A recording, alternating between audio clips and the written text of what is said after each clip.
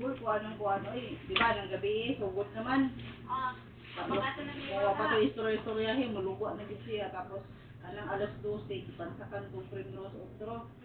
Pagka alas 6, ipansakan na kong pagka alas 6:20, na inilugwa sa ako ng pag-pop.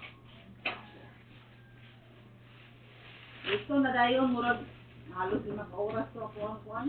Siguro na sakit ang alas 4. Hindi, segundahan na yung primrose ah. Murag ito, na-pierce akong labor. Pagkasakit pa lagi sa kuhan. Sakit pa dito sa normal na labor, kaya makaginhawa pa mo gamay yan ang normal na labor. Lahi ulit sa kasakit sa room. Dahil kasakit ka ba siya? Buksan na ako ng bata ang lugwa. Sipa, mura na dito ka po, ginhawa ko sa baba. Muana naman ako ang kuhan. Ano na po man? Yes, no, ibibang tititigil siya ng lugwa. Ako ba? Nakapos ang TTV. Lugwa na to dayon. Napa ko ito sa delivery room. TTV, ganda na yung mga nasa TTV, di unang makapugos. Oo, kaya ito yung may. Ang iPhone, hindi ako.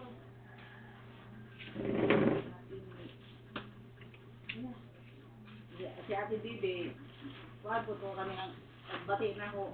Isa na, nagkuhan siya, nagdala na akong luya. Yan, suskot ang luya. Baka gamay ininit, dito pa ayaw, nakataas ang nakaganan sa ilim sa ako. Ako, siguro kita sakit, ito nang gabi ng kuhan na. Yung luya na. Yung luya, tapos na itong alpine sa walang itlog, kainin ko niya. Medyo taas na medyo. Kung may kamot na tapas ng buwan, makaanak yung kanak ko dito sa room kung pila ko nila ibalik-balik sa DR. Ipakitik pa man ko, kaya bilanggan ko na. Pagabot sa DR, wala yung kapugong. Tumunggi-post na. Tumunggi-post na kasi.